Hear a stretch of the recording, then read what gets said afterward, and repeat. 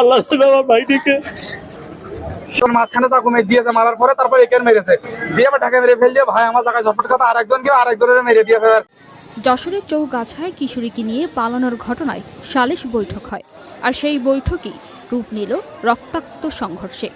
প্রতিপক্ষে ছুরিকাঘাতে নিহত হয়েছেন এক যুবক, আহত হয়েছেন আরও একজন। 19 মে মঙ্গলবার রাত 8:30টার দিকে যশোরের চৌগাছা উপজেলার দক্ষিণ সাগর গ্রামে ঘটে এই মর্মান্তিক ঘটনা। নিহত ঝন্টু মিয়ার বয়স প্রায় 30 বছর। তিনি মারুয়া গাজীপাড়ার শফিয়ার রহমানের ছেলে।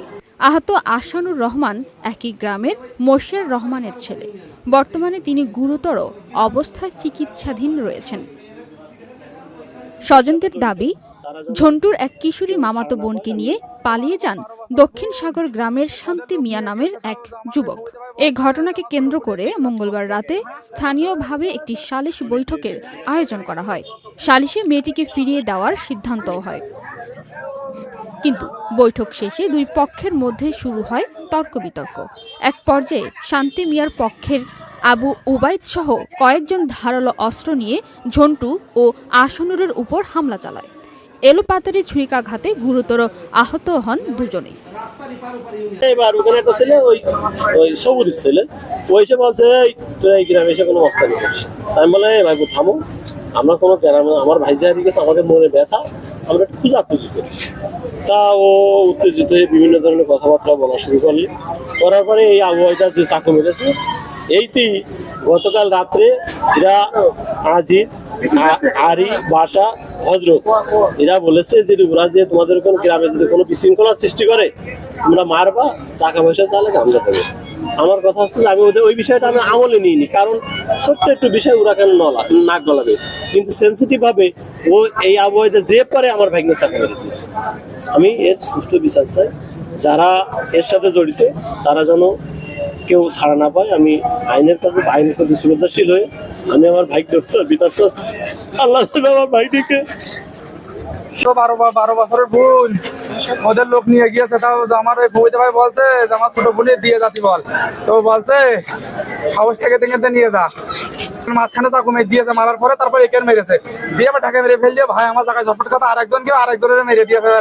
তারপরে আমি যে ভাই মারলি কেন, এবার তারপর আমার ঢাকা মেরে দিয়েছে, দেওয়ার পরে ও দৌড় মেরেছে। দেওয়ার পরে ও যখন ধরে রাখিছি দক্ষিণ সাগরের ওর 4-5-8-10 জন লোক সব আমাকে ঘেরুয়া করে ধরেছে, দিয়ে মায়ের খাইয়েছে, দূরের লোক মেরে ফেল দিয়ে 10 জন লোক। আবু বয়দা আর রাস্তাকে ওদের চাইতে ভাই বাকাতে সব আমাকে পাতা করে ধরেছে, আর সব দূরের লোক মেরে ফেল দিয়েছে। ওনার নাম ঝন্টু। স্থানীয়রা দ্রুত তাদের উদ্ধার করে চৌগাছা উপজেলা স্বাস্থ্য কমপ্লেক্সে নিয়ে গেলে কর্তব্যরত চিকিৎসক ঝন্টু মিয়াকে মৃত ঘোষণা করেন। পরে আহসানুর রহমানের অবস্থা অবনতি হলে তাকে যশোর জেনারেল হাসপাতালে পাঠানো হয়। হঠাৎ করে দুইটা পেশেন্ট আসে, যেটা হচ্ছে মারামারি কেস। তো আমি যথারীতি অ্যাটেন্ড করার পর একটা পেশেন্টকে আমি ব্রড ডেথ পাই, যেটাকে আমাদের ডাক্তারি ভাষায় বলে, মানে তার ভাইটালস কোনো কিছু, বিপি, পালস আমরা কোনো কিছুই পাইনি।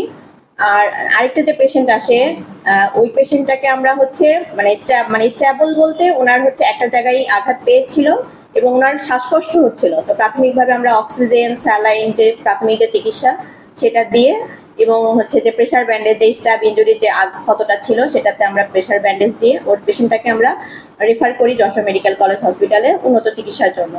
আর যে পেশেন্টটা আমরা ব্রড ডেথ পাই, তো ওই পেশেন্টটার আমাদের যে এখানকে যে নর্মালি যে প্রোটোকল, একটা মারামারি কেস, ফিজিক্যাল অ্যাসাল্টের, তো সেই প্রোটোকল অনুযায়ী আমরা থানার ওসিকে ফোন দিই এবং ওসি সাহেব নিজে এসে পেশেন্টটাকে অবজার্ভ করে, মানে মৃত ব্যক্তিকে, এবং যে অফিসিয়াল যে প্রোটোকল আছে সেভাবে মেনটেন করা হয়।